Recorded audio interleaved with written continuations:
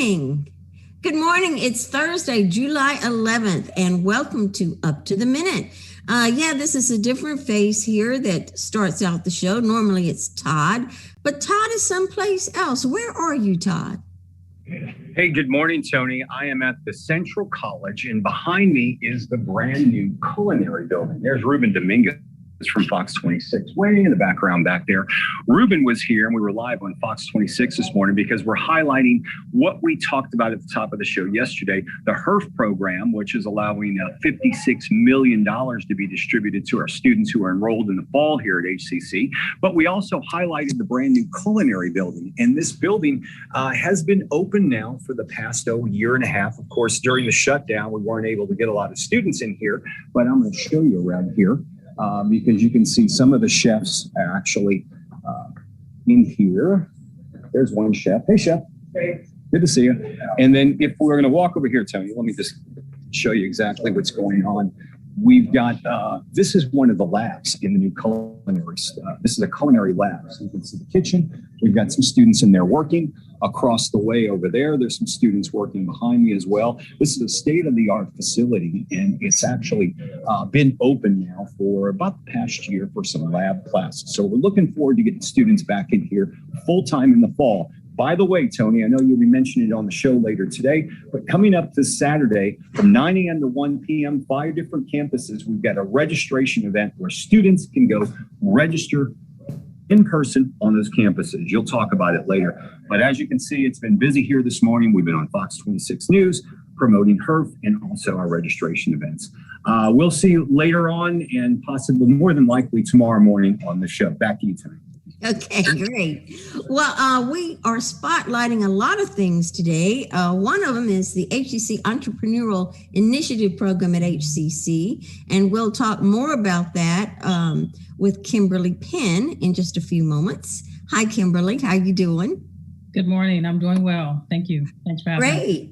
And then also later on, we're going to, today, of course, is Thursday, Virtual Family Fun Day. And so we're going to bring back a guest we've had on before, but we talked about different things. Now we're going to talk a little bit about her initiatives, and it's Sarah Gish. Hi, Sarah. How are you doing? Good morning. I'm doing great. Happy Thursday. Happy Thursday. Thank you. Well, now we'll be right back to you, but we're going to go first to Kimberly, if you don't mind. Okay, Kimberly, we are looking forward to learning more about the business plan competition and some other fascinating projects that you're working on. But first, let's talk about your role as entrepreneur you're a residence, an entrepreneur at residence at HCC. Now, what exactly does that mean? Yes, ma'am. Entrepreneurs in residence, there's 4 of us across the district, and we work to strengthen entrepreneur initiatives, that's including with the student body, faculty, staff, and of course, Greater Houston. So we can work with anybody as it relates to helping them with their business plan, making sure they have the right courses from marketing, branding, pitch competitions, funding, all kinds of aspects in terms of becoming an entrepreneur or growing your existing business. And many of our services are absolutely free, but you've got these 4 entrepreneurs in residence that have decades of business experience, and we bring all of those things over to folks who use our services. Great. Well, now, COVID-19, as we all know, affected all of us for a little over a year now. So how did that affect the role that you were doing? That changed the role by making kind of a twofold piece. One, of course, we had to do like everyone and pull many of our services online. But it really, I think, allowed us to have a greater footprint in the overall scheme of things. We were able to connect with folks throughout Greater Houston and maybe even slightly beyond with some of our virtual events in ways that we may not have been able to do so in a traditional face-to-face setting. So we just had a number of services, classes, workshops, webinars, and we just listened to what our clients wanted and develop those programs as quickly as possible. Great. Well, now there is something I think it's coming up July 26th to August 13th. I believe it's called Verizon Innovative Learning Summer Camp. Tell us a little bit about that. Yes, this is actually the second half of this Verizon Summer Camp program. I know Brenda Rios had been on previously talking about the summer-wide initiative. And HCC is very fortunate to be one of the few community colleges in the United States that's hosting both a girls' camp, which just wrapped up last week, and a boys' camp, which will be kicking off here next week, with a number of emerging technologies, artificial intelligence, 3D printing, AR, VR, and some digital media aspects. And we're just looking forward to having face-to-face time with a bunch of our future HCC students and teaching them and giving them access to amazing technology and curriculum.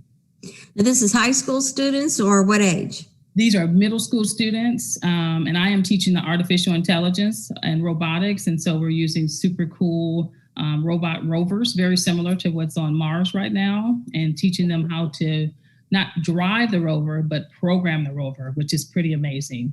So yes, absolutely. It's super fun, and the kids are going to have a great time. So you have to understand coding and a lot of engineering things. Is that what they're learning?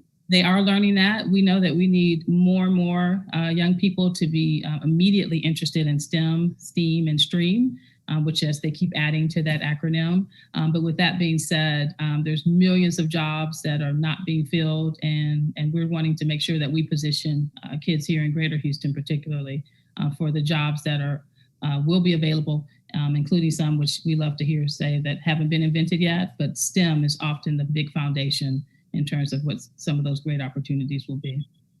So if someone is looking and listening to this and saying, you know, I want my kid to do that, is there any way that how does one apply to be a part of that?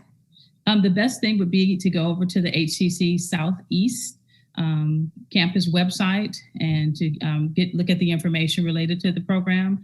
I believe there's still some spots available. And then there's some other aspects to the program that will be taking place throughout the school year as well with this Verizon piece. So we'll have this big footprint in the summer and then some Saturday courses, again, rolling into the school year. But head over to the Southeast, Entrepreneur in Residence, and talk to Brenda and those folks. They can tell you what the availability is. That sounds great. Okay, then there's a lot of things that the business that your area is working on. One of them is the HCCS Business Pitch Competition. Now that sounds like a lot of fun. Tell me a little bit about that. That program just wrapped up, and I know they'll be launching for the next cohort. It is a multiple month program. This year it was virtual. And you get to have this amazing experience as a business owner, to have advisors and weekly coaching as it relates to all the aspects of writing a business plan. And there's a competitive aspect to it as well, where you can win cash prizes and other resources. But the bottom line is we always ask that people get involved in that business pitch competition, because everyone will leave the program with an amazing business plan, which is just the key to growth. It's like not having a business plan. It's like a pirate without their treasure map. And so we always encourage people to join those types of programs. So if you own a business and you want to grow it, this is the place to go, because they work with you individually with your particular business, right? They work with your business, but you don't have to have a business that has is up and running in some big way.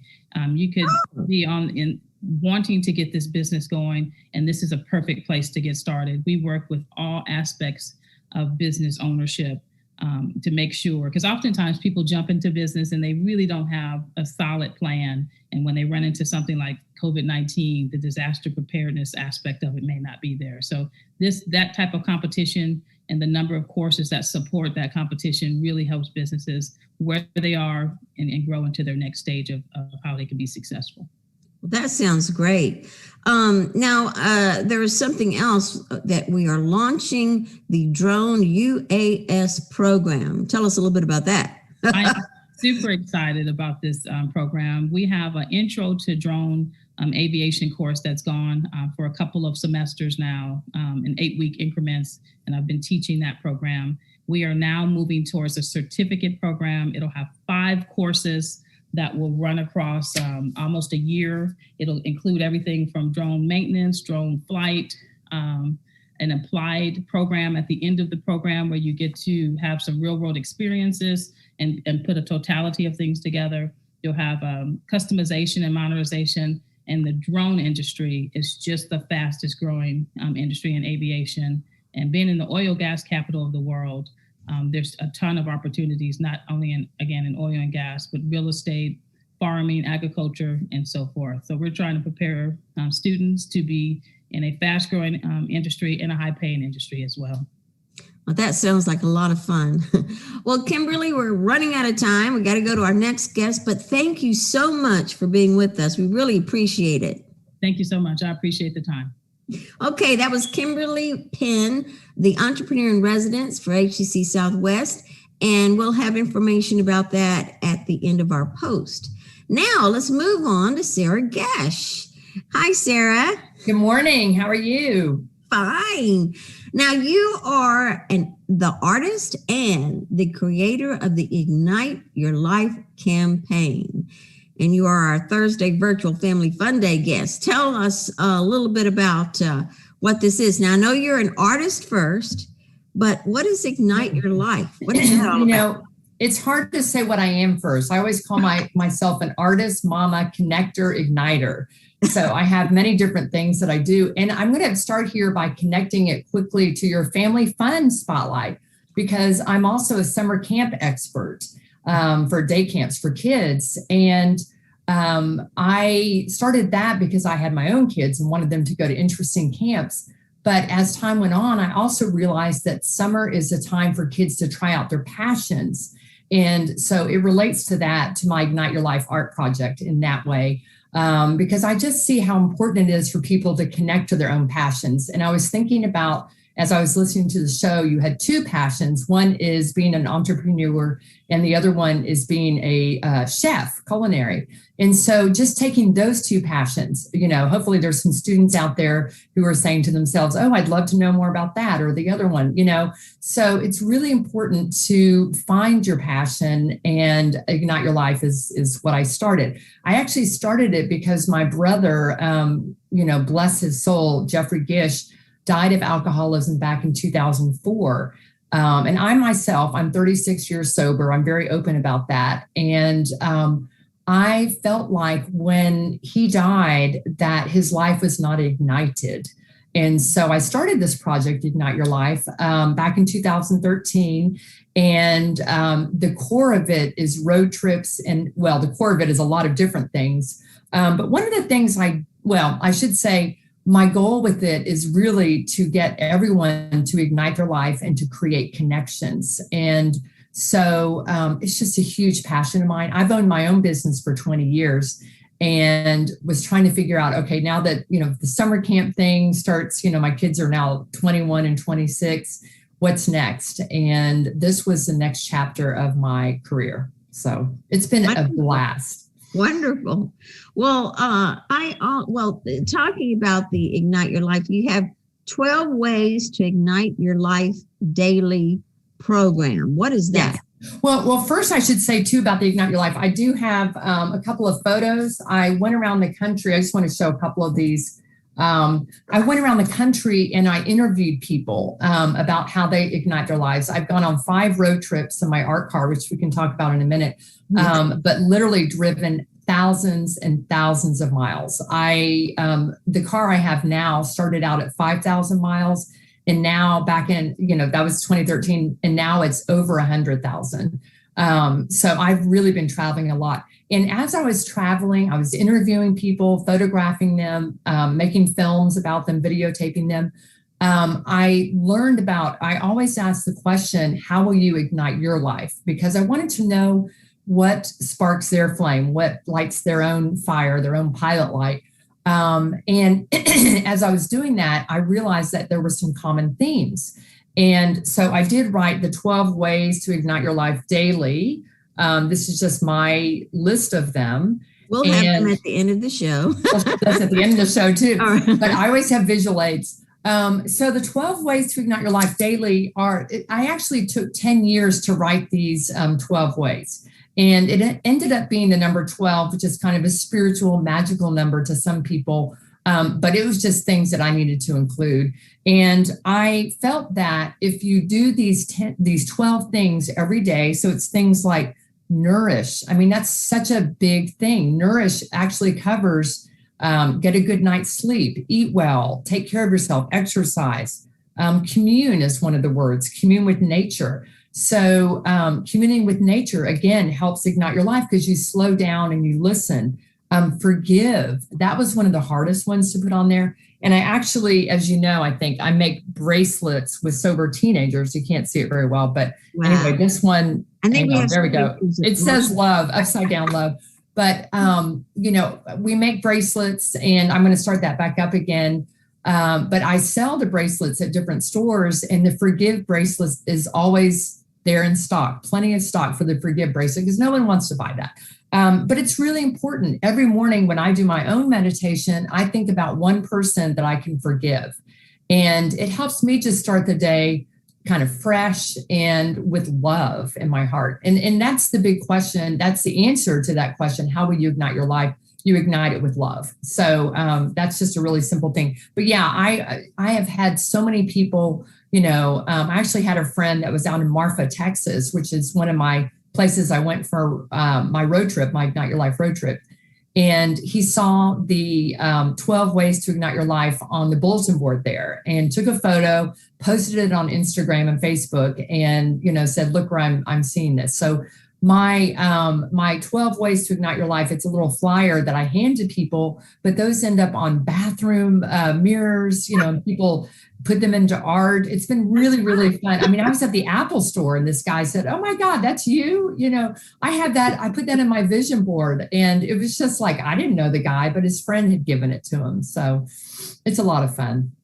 Well, now you talked about the art car. I know we had the art car parade and all of that. And even one of our own art instructors with our students entered that competition. But you have one and you've been doing it for several years. Tell us a little bit about that. Yes, I love art cars. I've been doing those since 2004. And so I've made 4 different art cars. And the latest one is called Phoenix Rising. And I'm writing a book about all of this when I make myself sit down and get her done. But the Phoenix Rising art car came about because on the very first road trip, which we actually kicked off from the Children's Museum and then went to the Alamos, where Texan Pride was ignited. So as we drove, we were coming back, we drove out to California, coming back through Phoenix, Arizona, and that was my Hubba Hubba art car, and it literally caught on fire. And so here we are in Phoenix, my car catches on fire. I'm on an Ignite Your Life road trip. I mean, there's other fire stories that I can tell you, but you'll have to read my book that relate to it. So here we are, and I'm in Phoenix, and I have to buy a new car. All of a sudden. So I bought a white, kind of boring car, but got a very good deal on this wonderful Toyota car and turned that into Phoenix Rising. And it became a whole thing where Phoenix Rising is actually a theme of my life, my art. My brother dying actually birthed the Ignite Your Life project many years later, of course. But yeah, so Phoenix Rising, and actually I wrote an article during the pandemic for a magazine about how this pandemic is our Phoenix Rising moment. So we all have these Phoenix Rising moments where we sometimes get burnt out or we get fired. I mean, think about all these fire connotations that happen to us. And then we rise again and we come out stronger and better. And so when I drive the Phoenix Rising car around, people notice it, they ask me about it. And I talk about, what is your Phoenix Rising moment? What ignites your life? So it's been a lot of fun driving that around. That sounds great. People notice you, that's for sure. Well, yeah. And art's a connector. I mean, art's a connector, it's a communicator. Yeah. Well, you were talking about people having to rise again. We're rising again from our year-long or longer pandemic emergency, but people are experiencing what's been called reemergence anxiety. Yes. So how can your ideas help with that? Well, reemergence, it's interesting. Reemergence anxiety is something I hear about a lot and something I feel personally too, because it's kind of like, I'm an extrovert, but I spent this whole year like a monk, and with very few people. And now suddenly I'm having, I'm reemerging. And for me, introverts, from what I understand, well, I know some, they loved it. They were like, oh yeah, everybody's going to leave me alone. I can read books, have a great time. And all the extroverts are like talking to cashiers. And, I was in some grocery line and getting people to tell me jokes. It was crazy. So, but as part of that reemergence, we have learned to connect, or part of the quiet that we went through is that we've learned to connect to ourselves in new ways. And in my neighborhood, I saw a lot of people out walking, connecting to each other, connecting with nature. And so we need to, as we emerge from this, and there's new worries, they're talking about the other, the Delta more contagious virus, but we have lived in such a state of fear. We have all literally been through a traumatic situation. So we're all recovering from PTSD, literally. No matter how it happened to you, it's been trauma. Mm-hmm. So as we emerge from this, if we can reconnect carefully and gently, and again, listen to our heart, and I'll give you a couple of tips for daily igniting your life, but just connect to yourself, continue that connection, connect to your friends that you love. I know so many people during this pandemic that said, oh my gosh, I decided to quit my job, or I realized I'd rather be at home and my boss won't let me be at home, so I'm not doing that job anymore. Or I, sat with myself and figured out I don't want to do underwater basket weaving. I'd rather be a culinary student or, chef. So anyway, it's been an interesting year. And I think that we all need to gently reemerge and to feel the grief that we've all had. I mean, I think that we, even as Americans especially, love to just slide by grief, and just go back, pick ourselves up by the bootstraps. I mean, that's what our country was founded on, is that people that came over here and just said, woo, we're going to do it. They left behind England or countries, whatever. And there's a lot of, I would say that, the founding fathers probably didn't grieve, and that's getting way out there. But we need to just take the time. And as I said, I'm an extrovert, so I'm dealing with FOMO right now, fear of missing out. And I'm looking at my calendar, before it was like empty, and that was okay. But now it's like, wait a minute, it's not filling up like it used to. So it's just a new rhythm. We all have to build up our going out stamina, because another kind of phoenix rising. Yeah, we're all phoenix rising. That's for sure. Now, real quick, you also work with children. How does art help them? I do. I love working with kids because they don't